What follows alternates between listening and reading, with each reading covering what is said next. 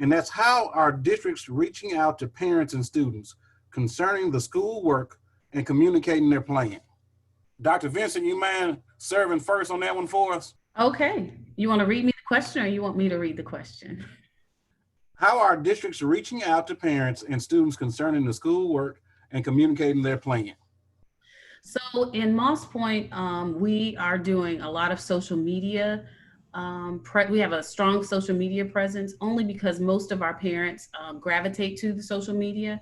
We're also using our website. And just as late as last Thursday and Friday, when we could not get all of the assignments out, we mailed out over 2,000 packets of materials for our families so that they would not have to try to find transportation to come pick up during the school day. As I said earlier, many of our parents work at Ingalls and Chevron, so they're shift work. They are on 10 to 12-hour shifts, and we can't, even though we're at work during the day, we can't expect for them to come and pick up packets at certain times. So many of our communication pieces have been social media.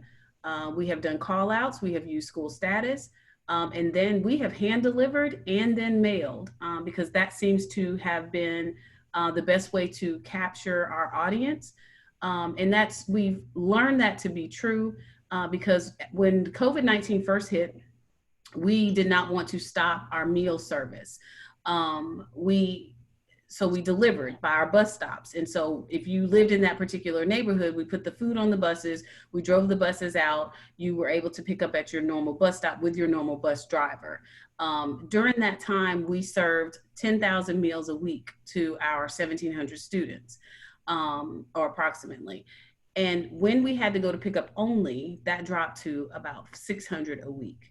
And so we recognize that transportation is a barrier.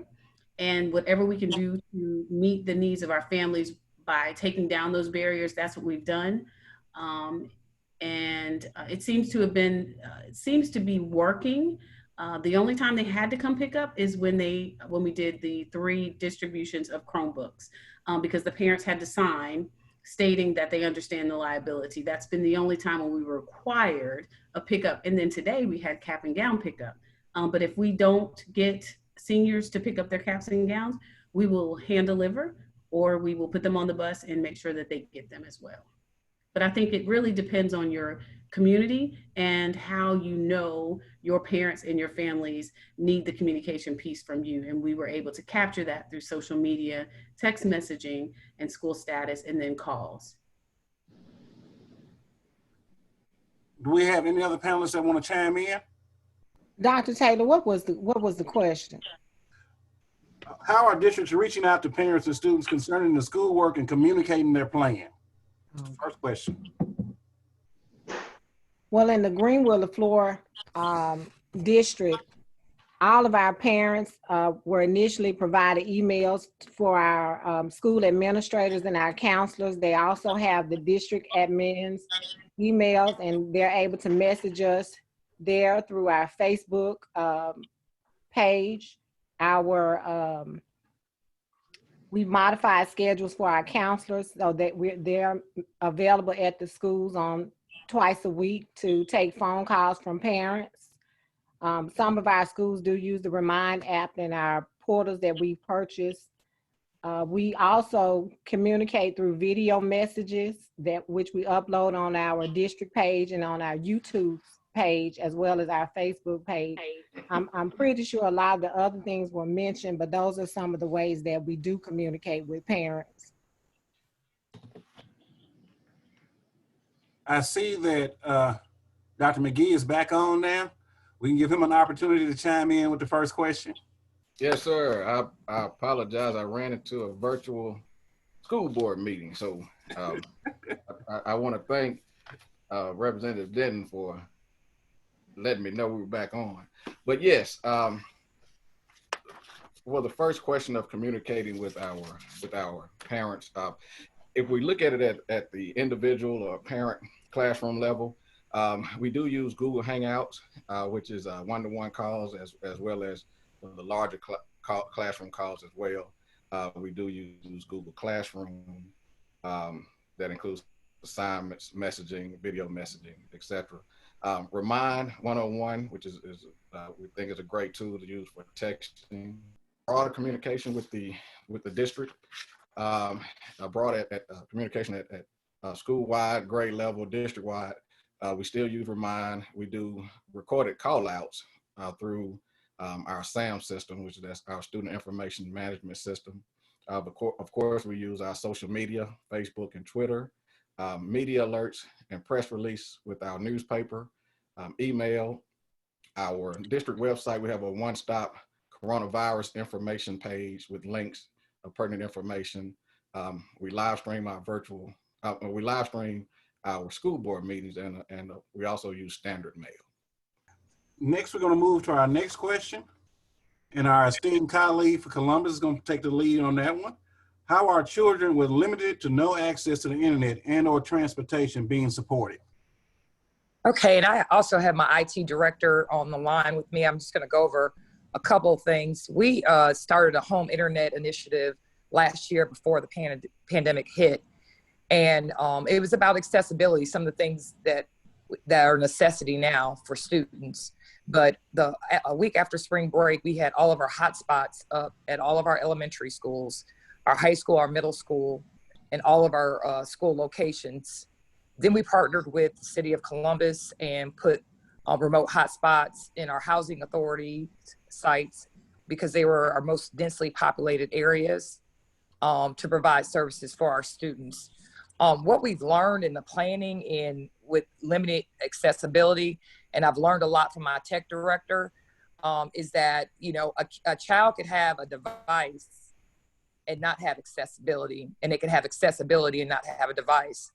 But one thing that she's taught me, and she can speak about it a little bit more than I can, is that we have a one-to-one initiative at our high school, 912, and we right now have 5 IT personnel within our department, and they're not enough just to service the 900 kids at our high school. So I think the approach is three-pronged when you say that what students need that need accessibility. They need a device, they need the internet access, but they also need technology support, which is another person, which is something that hasn't been talked about a lot, but is very important and relative. And with that, Ms. Tibbet, do you want to expand upon that? Do you see her name on the list, Dr. Taylor? Okay. Well, overall, I feel that our students that don't have access really will have limited, I would say, scope as it relates to instruction, because the paper route, much like my colleagues discussed in detail, we had to find creative ways of them getting those packets back to us. We gave them options of taking the pictures of the response and not really knowing if the work is being done with fidelity. And so the paper packets are very good and they've worked well. But there's a lot to that as far as making sure our students are learning the things that they need in order to be successful. We have continued to feed at all of our locations and to deliver food to all of our housing authority sites. And that would respect to having those internet access points at those housing authority sites has made it beneficial for us to reach almost 75% of our students. I don't know how my colleagues are doing, but I think 75, 80% is pretty good right now as far as range of reach with our internet access and devices. Any other panelists that want to chime in, you can unmute yourself and contribute.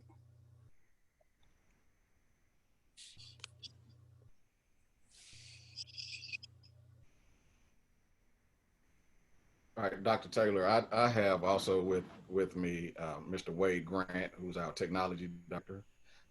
And I know that students with limited access has been a challenge. And I would like for him to chime in to kind of let everyone know some of the struggles and challenges that we faced. So Mr. Wade Grant.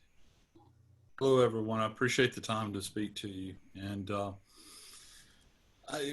the biggest challenge that we're encountering here is not necessarily the affordability of internet access. There are numerous programs that are offered by internet providers in the area, in the state, to get the cost of internet access down very, very reasonably. We're, $10 a month for an internet connection these days is pretty good. That's pretty reasonable.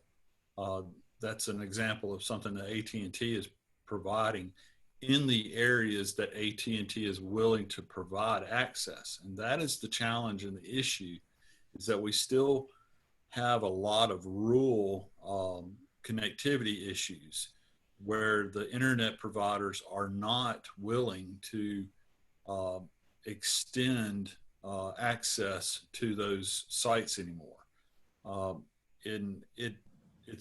I'm not sure at this point if it's a public service commission issue where they need to have conversations with the providers a little closer and push them in that direction of going back to some of the older technology that did allow at least some rudimentary minimum amount of access until they are ready to build out the infrastructure for very large high bandwidth access, or at the very least get additional 4G LTE access via wireless to those students. Those are the biggest challenges that I'm encountering right now. In addition to that, the lack of communication about the availability of the programs for discounted access to our students has been just appalling. That the providers are not out there beating on the doors of their prospective customers and telling them, here's a channel that you can get our services free or cheap in some way or another is amazing. So that's been the main challenge that we've encountered. In addition to that, there's been some misinformation about internet. We still have a lot of parents that surprisingly are uneducated about the need of internet access. We actually had a parent, that was like, threw his hands up and said, "Why? The school year's over for us. I'll just let my kids play." And so there's a lot of communication with just the wantful, not wanting to spend money on it. I don't know what the true answer is at this point for that. You can't really force a parent to do anything, but there are, a lot of avenues and channels for these parents to get access for their students. Now, whether or not a school district can pay for internet services and provide those internet services to the students directly or their families, I'm not even sure if that's legal. I know there are some school districts that are doing it. And I know at a time like this, we just have to in some cases. But that's something I believe we're going to have to get more direction from the legislature to say this is something that they want to see happen. If they want to make it happen, I'm sure there's a path. And this is Dr. Labat. I wanted to comment on a couple of things you said that were very relative. First, the lack of equity in providing those students that have accessibility and device, and they've been able to continue their education, and then those that don't have it are not getting it in the same manner that they would with a packet. And so when we start talking about learning loss, my principals coined the term COVID-19 slide with the students that lack accessibility due to an internet accessibility as opposed to a packet, that those gaps are, I don't know, I can't foresee what they'll be, but they're serious, in relation to how we would get that information back and not having that infrastructure. I think the Public Service Commissioner has done a good job prior to this situation of trying to bring broadband connectivity throughout the state. I just know, from talking to my IT director, and I wish he was back on the call, how expensive that is. And if some of these federal funds that are going to be disseminated throughout the state, will they be used for broadband connectivity? Because I don't think that districts alone can do it themselves with the money that they've been allocated, the one-time money they've been allocated. And even hotspots, as good as they are, everything is relative to us having this money one time and continuing some of these programs without knowing the future as far as fiscally of what we can do and continue to provide for our students 3 and 4 years down the road. Excellent point. Excellent point. Dr. Vincent, did you want to have your technology director add anything? You can unmute yourself.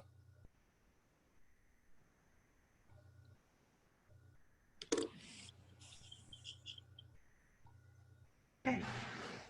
So actually, I wanted to have my technology director help me with the next part, which is the one-to-one technology initiative, if that's going to be a luxury or a necessity.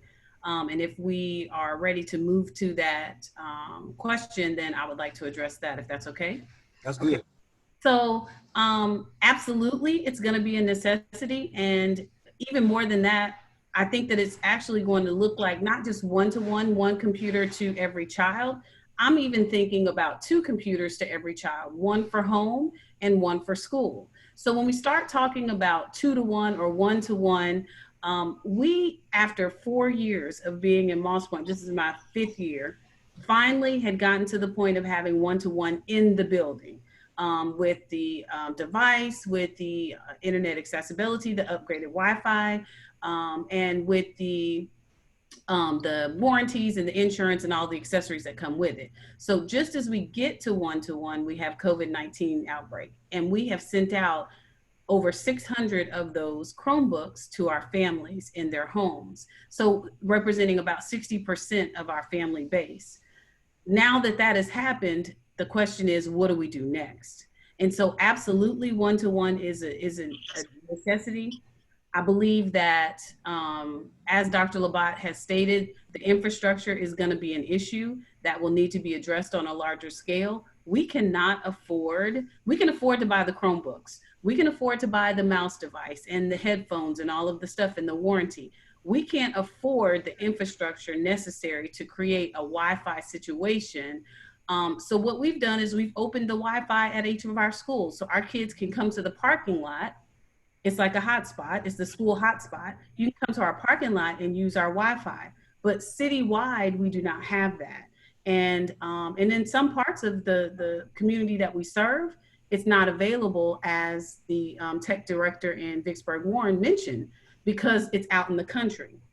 So I think that as we start talking about one-to-one, it's fine for school districts to talk about that, and it's fine for us to sign the check and send our federal dollars in that direction. But I do believe it's going to have to be a statewide, an organized initiative to make sure that, yes, once they get the computers into the homes, what then? And that's something that I believe our legislature can help us with making sure that however we're funded is not necessarily just grant-based, but it's based on the number of children that you serve.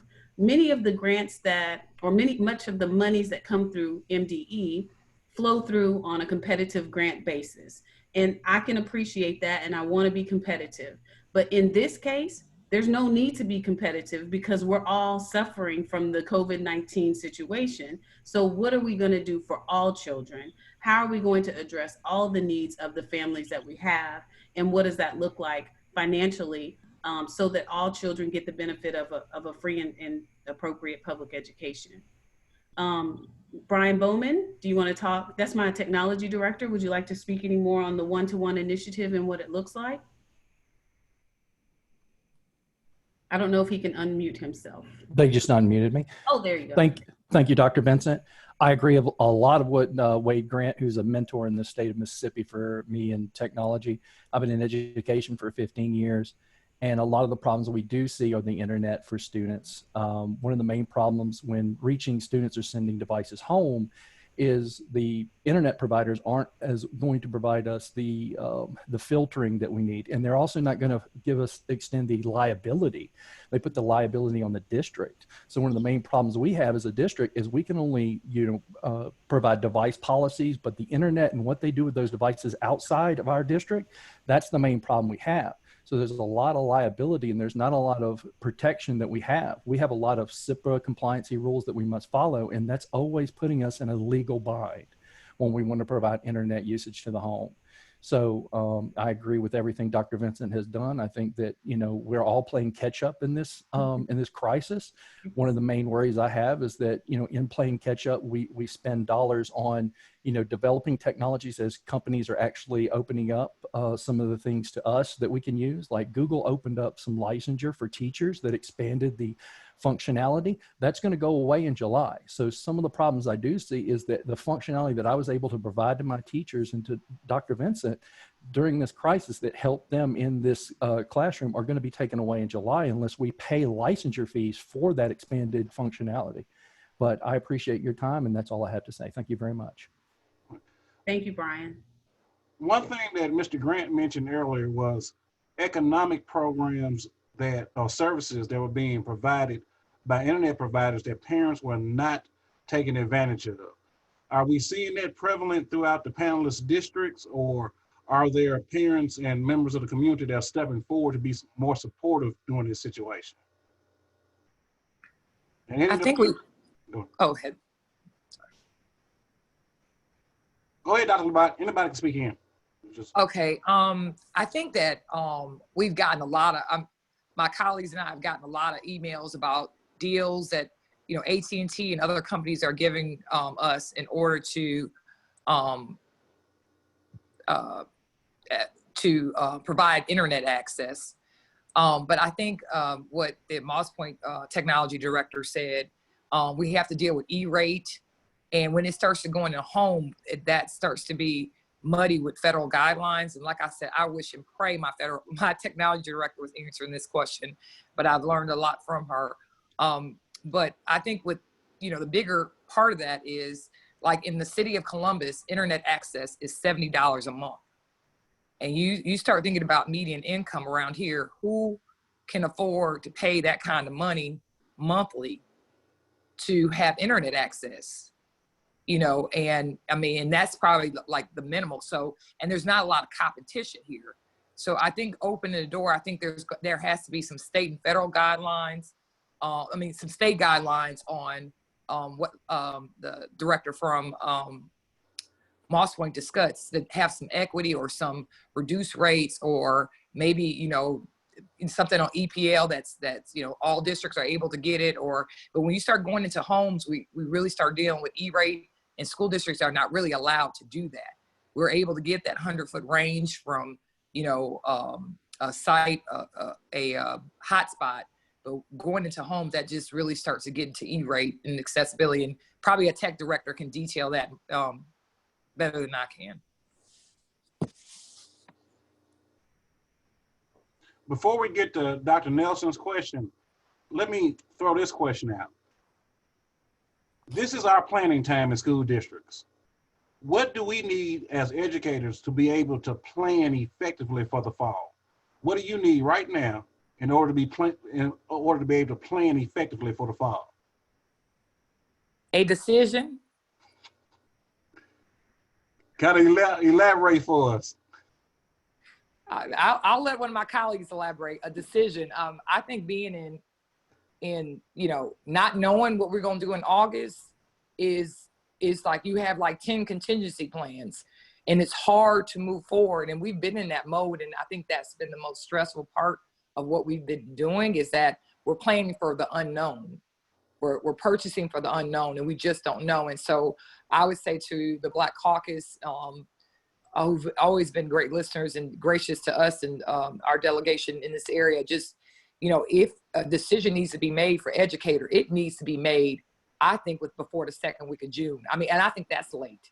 I think a decision probably needs to be made by the end of May, because we just can't plan on, maybe we're going to go back in August. We're not. I mean, we need at least 2 months. If not, it's going to be very, very hectic for all of us. And I wish, some of my colleagues, they want to reiterate on that. Not a decision would be great.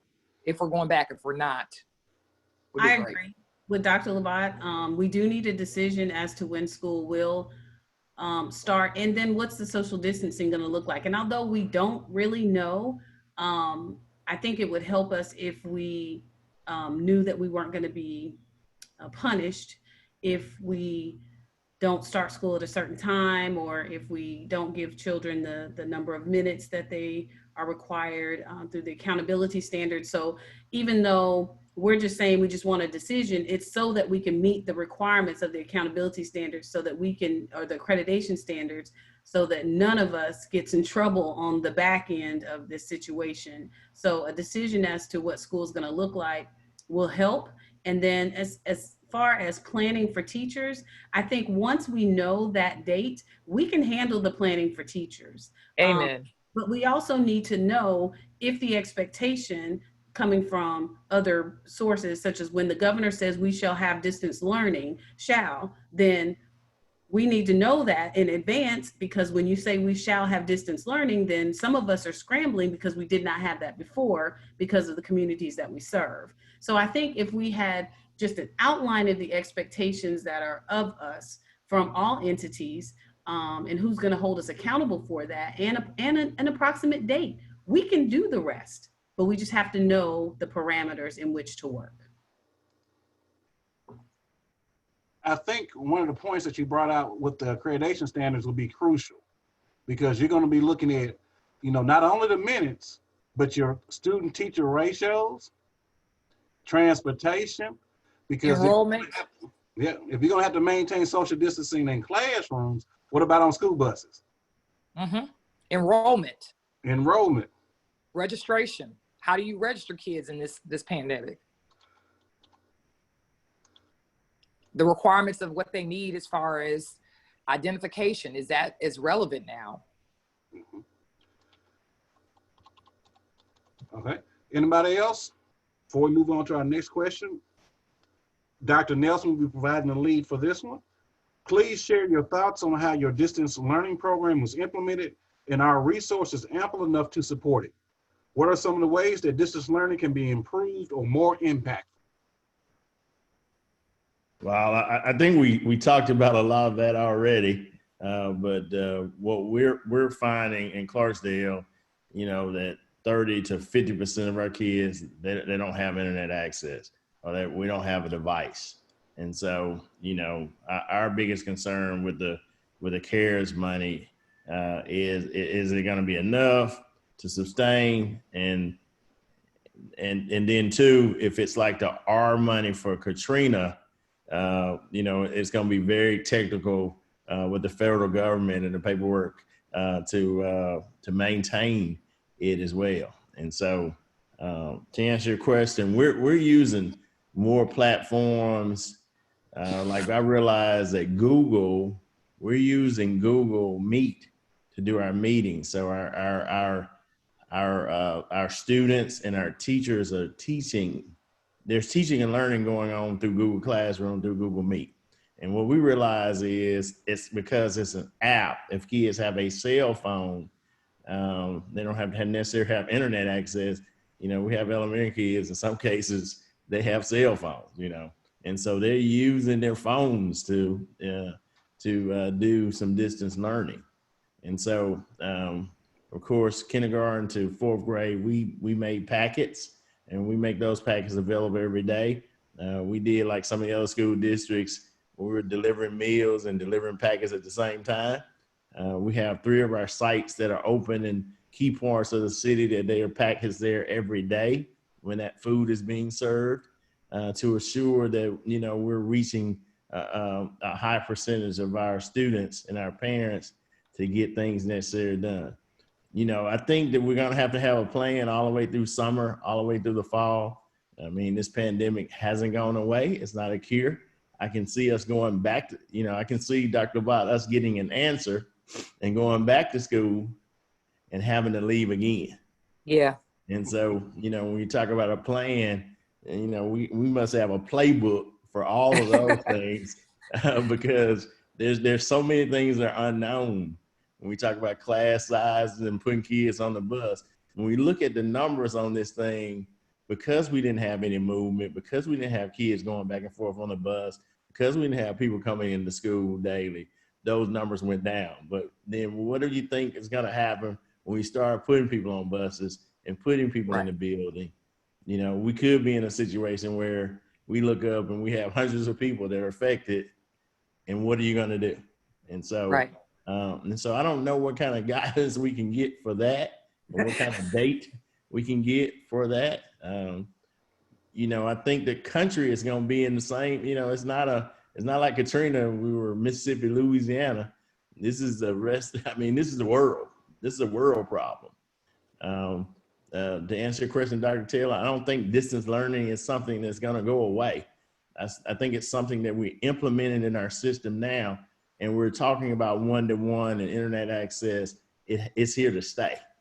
We have to have that plan here to stay moving forward for our students, because it's hard to do things and start this movement and then take it away. You know, and so because we have this momentum and how we're teaching and learning is done differently, we have to keep it going. Okay. Dr. Arrington, you wanted to chime in?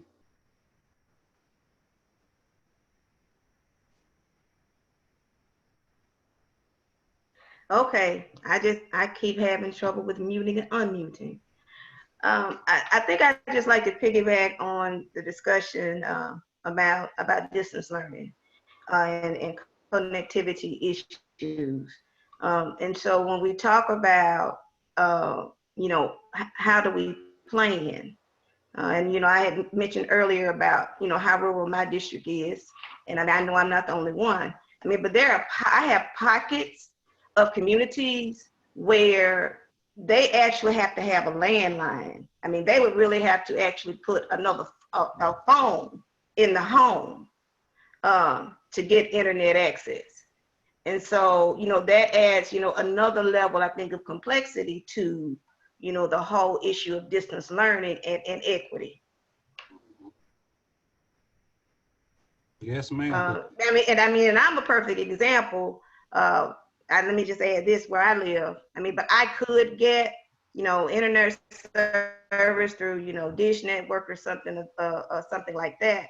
But before that was available, I mean, I got a phone. I had actually had, and I just still kept it because it was just less complicated. But I had to get a phone line run in my home to get internet access, and I'm supposed to be in the city.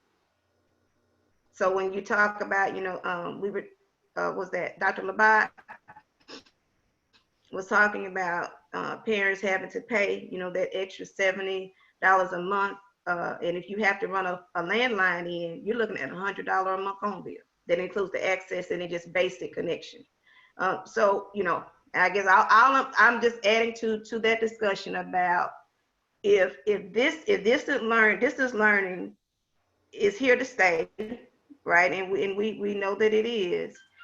Then there are going to have to be a lot of considerations, a lot of things that are going to have to be taken into account for us even to approach equity for the students whom we serve. Before we move on to Dr. Brown and Dr. Brown's question, and she has on with her special education director, Miss Andrea Parker, and we appreciate her taking time out of her schedule to spend time with us.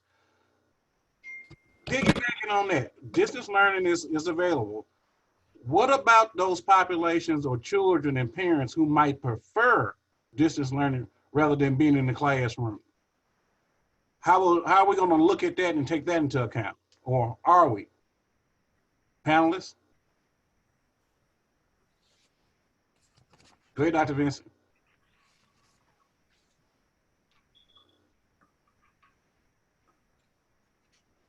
Thank you.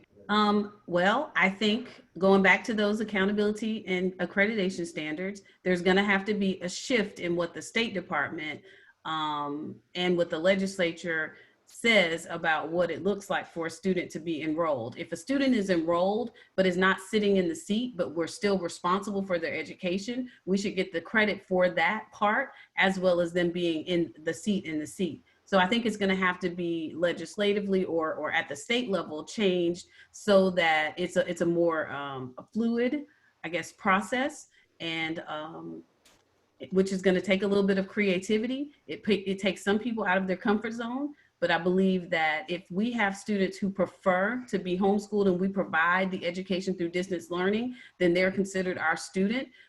Then we're going to have to look at ADM, which is average daily membership, as opposed to average daily attendance for student, how we fund education in the state of Mississippi. My personal opinion.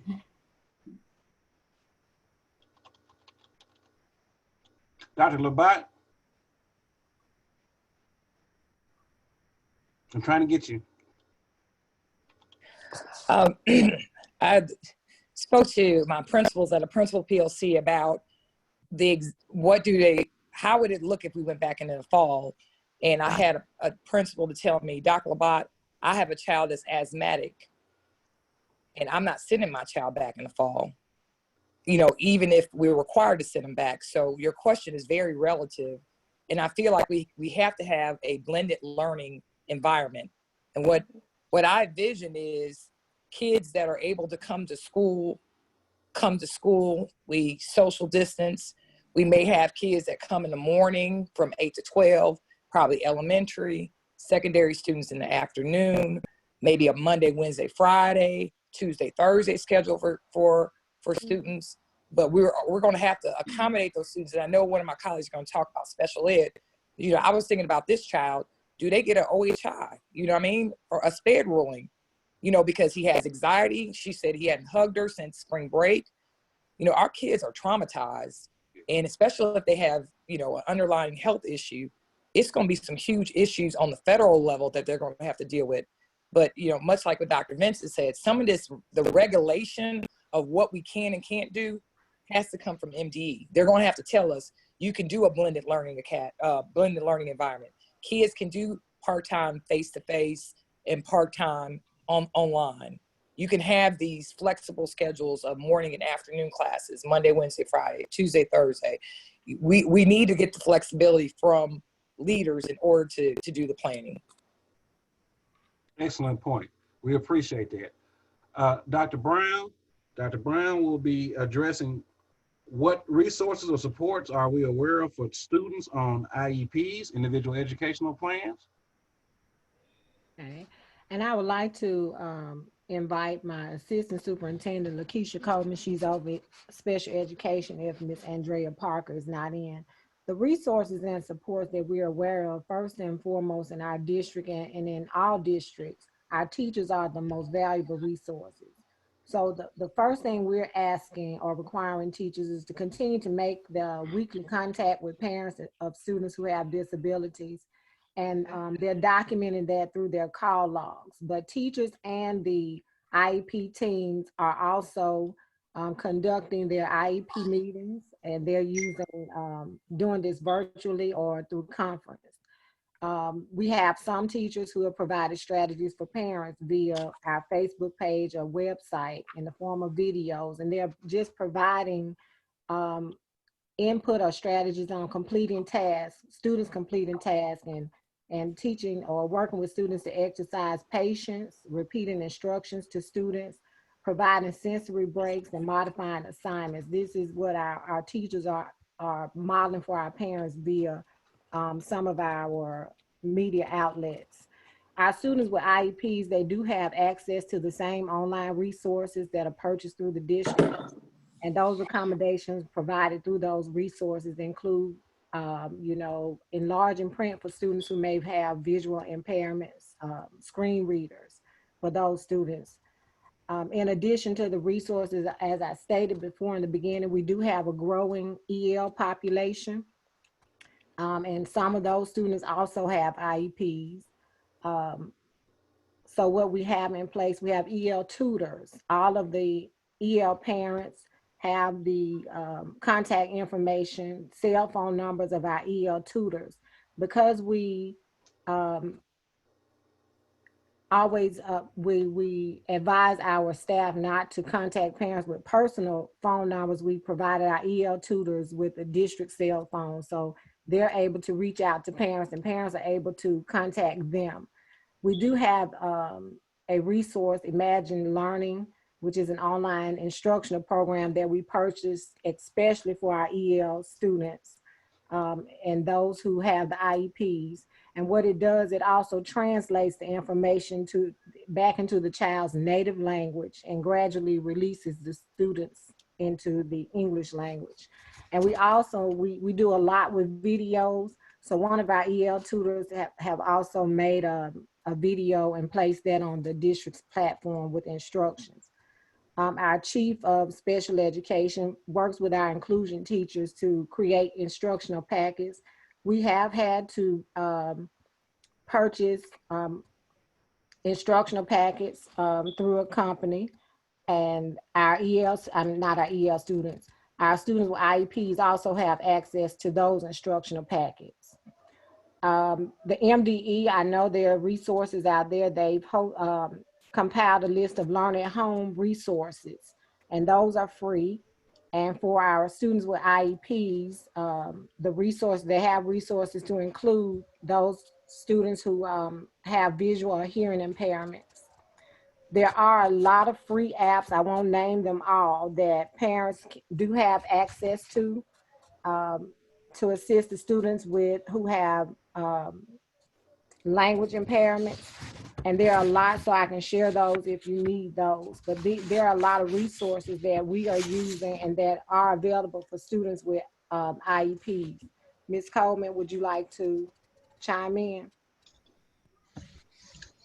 Yes, ma'am. Good evening, all. In addition to the resources that Dr. Brown mentioned, we've put a laser-like focus on our PT and OT for our students who are in need of related services. We've reached out to our therapists and we've asked them to provide some guidance to parents via pamphlets and videos so that parents can continue those services for those students with those needs.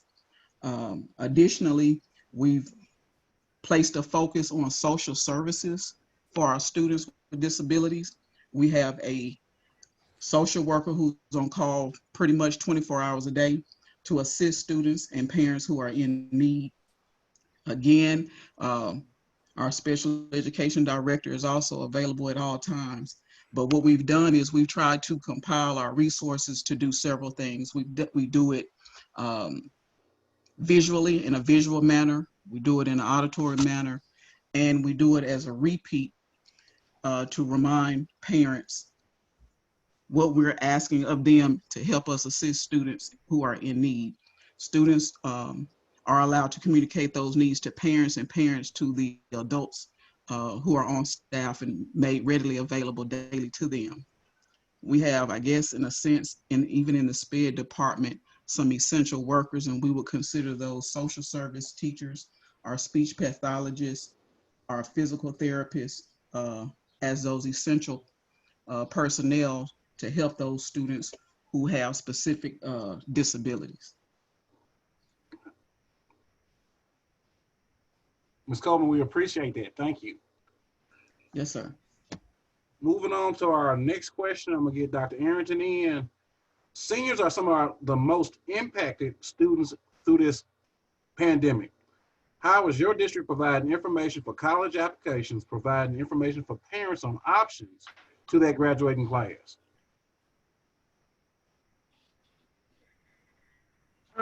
Okay, so when the school year, actually in July of 2019, we actually started working with students on college applications.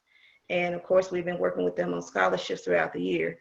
So getting a head start for us, and this was the first time we really had been that proactive, but that really has helped us, at this time, because we've gotten so much of the footwork out of the way.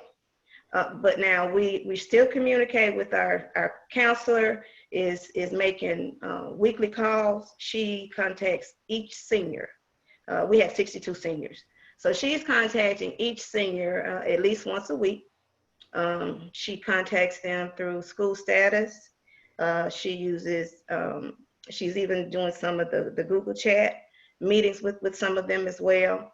But let me go back. I need to go back to with the applications. And so the majority of our seniors, I mean, I would say 90% of the kids who are actually pursuing college, only thing we have left to do for them now is a final transcript. And so we're setting, we have, they're able to contact their principal. And if they need that transcript, you know, then we go out, because we're rotating staff in and out on a schedule. And so we just set up appointments and we can go ahead and get their transcripts on out. But as far as anything else, you know, we're trying to keep tabs on them. You know, we talk about the social, emotional aspects of all of this, and this is definitely affecting our seniors, as I know it is everyone else. But the standard modes of communication, every kid has a district email address. So again, she's contacting them through email, school status. She's doing Google chats. The principal actually contacts each senior as well once a week. She sends out call outs through SAM, different little greetings. Like we typically try to send out things to the kids every Friday, and that's every school. But the principal at the high school, actually we carve out, you know, in SAMs, you can select those groups of kids.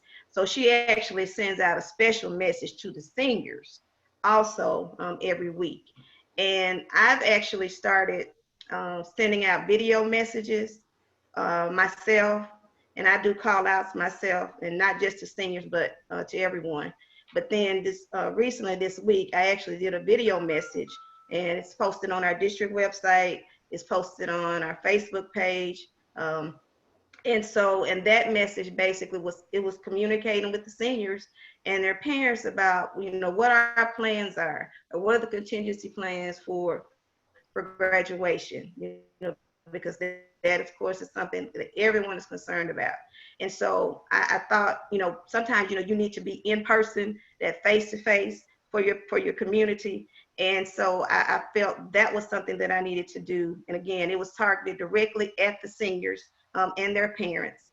And again, informing them of what we were planning to do to kind of allay some of their fears about what graduation is going to look like this year. Yes, ma'am.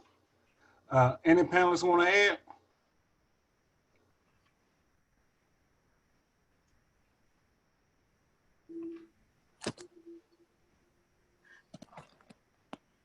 Yes, sir. I think that we also are seeing some students struggle, especially our seniors, because they're not getting the celebratory ending that they would naturally get.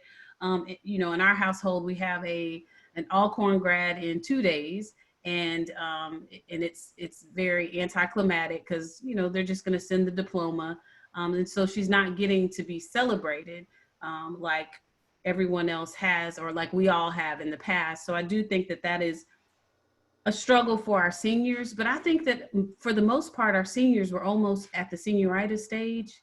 And so we have to keep in mind that those seniors had already started planning to be an adult and were halfway into adulthood. I think we need to try to remember that those 9th graders, those 10th graders, those 11th graders who are facing those end of course assessments that are scary, they're probably a little more stressed than our seniors are right now.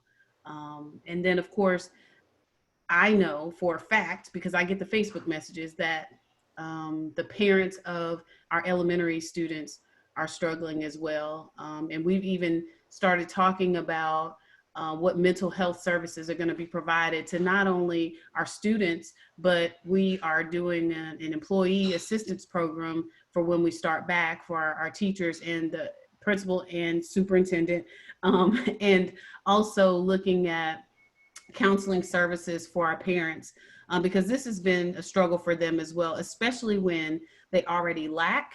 And then to have to put this on top of them, it creates a more stressful system or situation than we would ever expect. And so I think our seniors are well on their way. I think they're pulling it together. They have a higher level of maturity. At least I'll speak for Moss Point. It's the younger ones who are struggling a little more, in my opinion, and based on the parent calls that I get. You know what? That's a great segue into our last question. Okay. Okay. What are your concerns for student success in the 2020-21 school year? Do you want me to start with that? Yeah, that's okay. Come out there. My number one concern right now is, I think Cherie called it COVID slide. If we have children who were already behind, and then we're out for 10 weeks in the spring semester plus the summer, we're looking at 20 to 22 weeks without direct instruction from someone who is trained to be the teacher. But more than that, I think I'm very concerned about the mental wellness of our children upon return.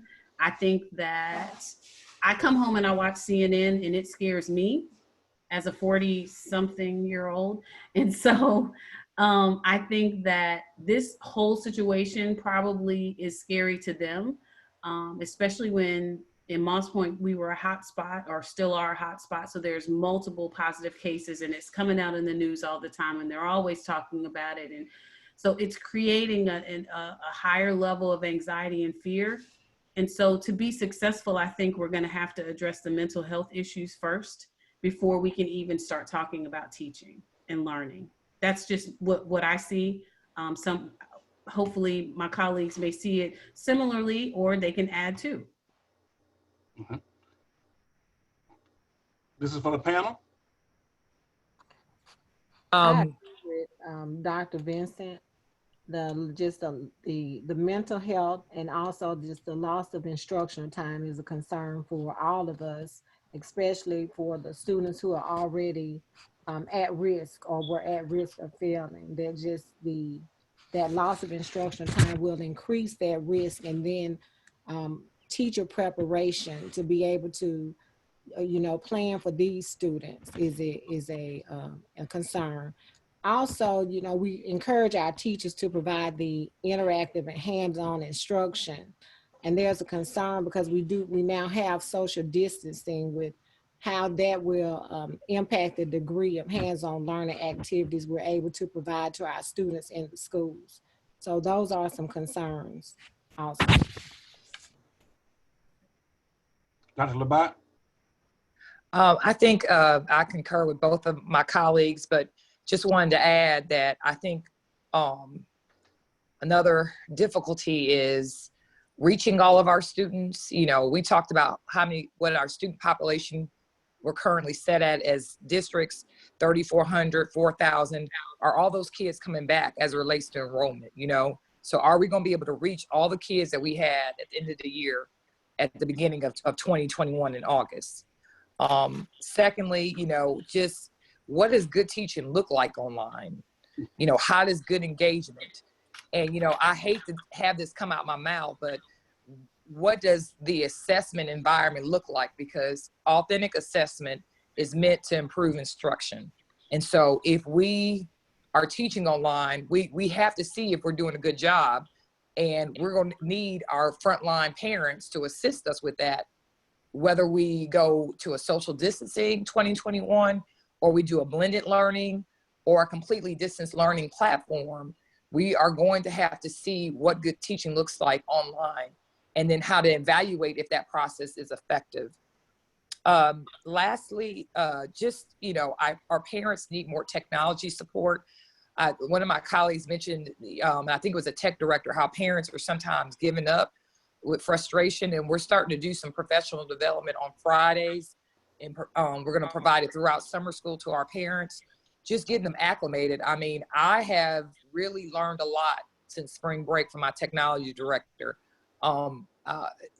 Distance learning is the most transparent instruction I've ever seen in my 21-year career. I can be in a team's classroom as a superintendent.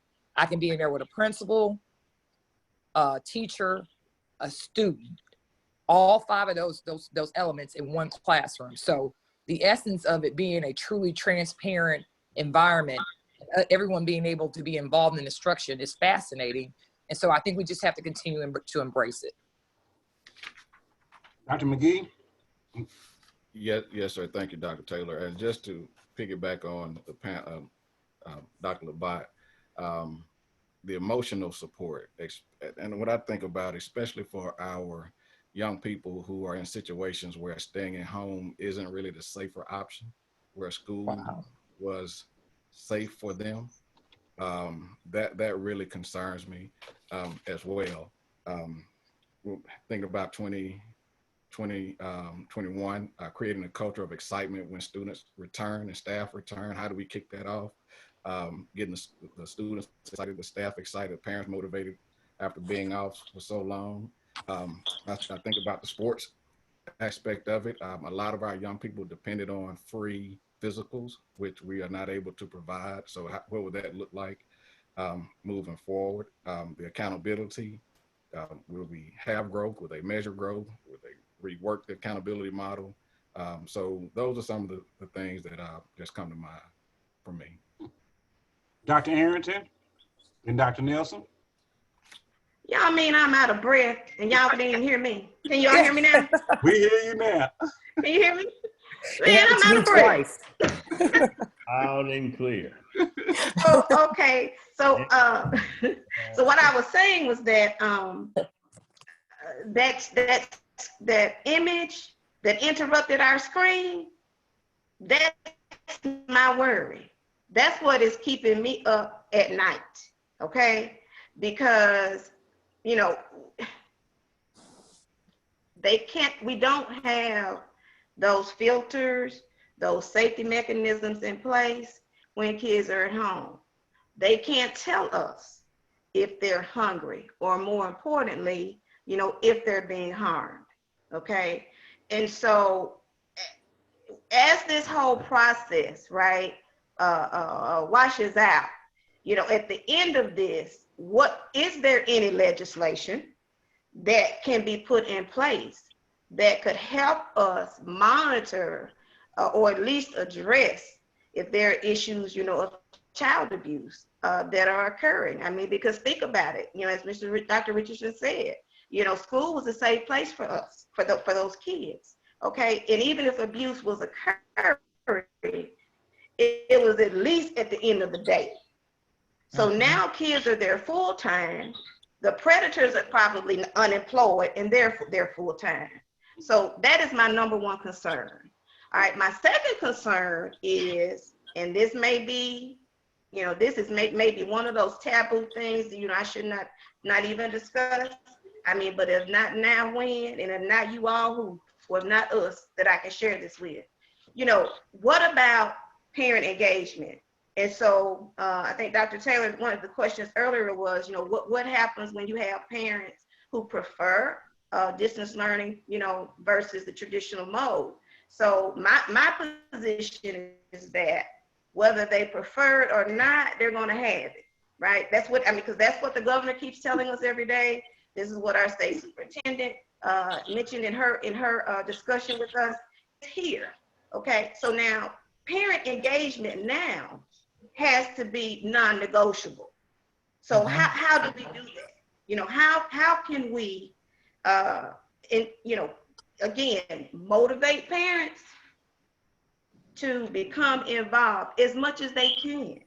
No one is asking them to be, to have to teach their children or be an Einstein, but can you at least, help us stay connected with your children? And so just like there is a statute for parents who do not, refuse to come to a disciplinary hearing or discipline meeting, can there not be something placed in legislation similar to that regarding whether they're engaged with their child's academics, particularly since they're going to be at home and out from under our protection?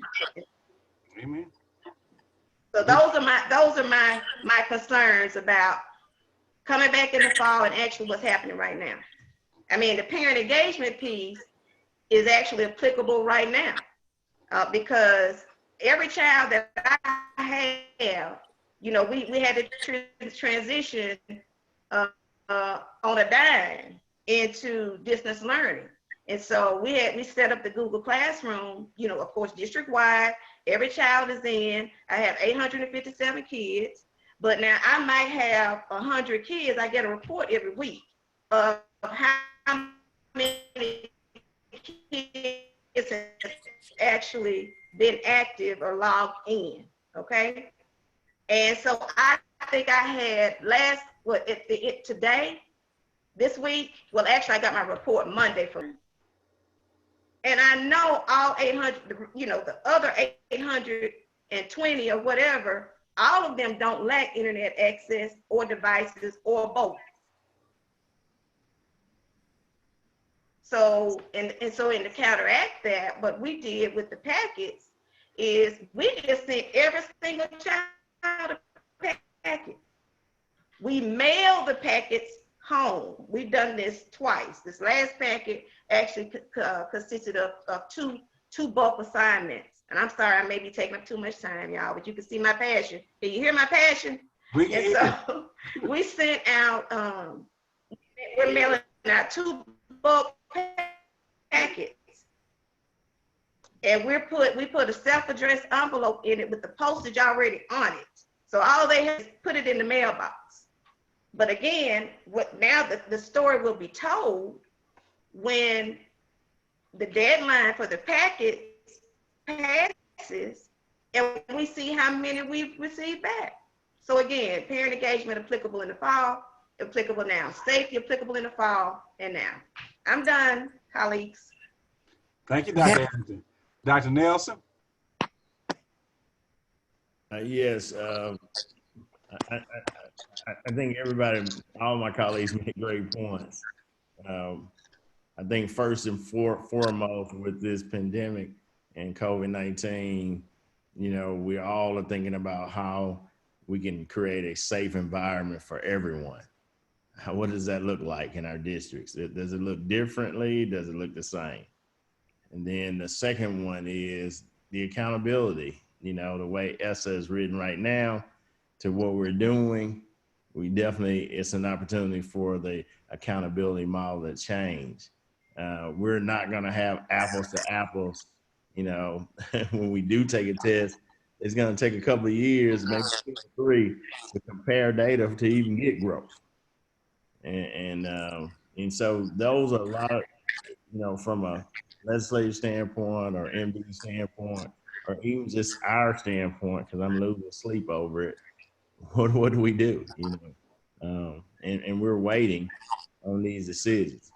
And the last thing I have is the budget. You know, budget restraints. You know, our tax base is not going to be the same. I mean, it's, you know, we may be affected, we may not be affected by it this year, but next year we definitely will be affected by it.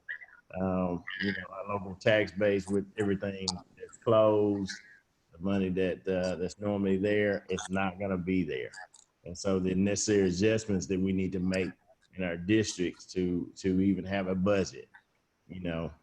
And then also the mental health side of it. As I know some of my colleagues mentioned mental health for kids, I'm concerned about the mental health for adults.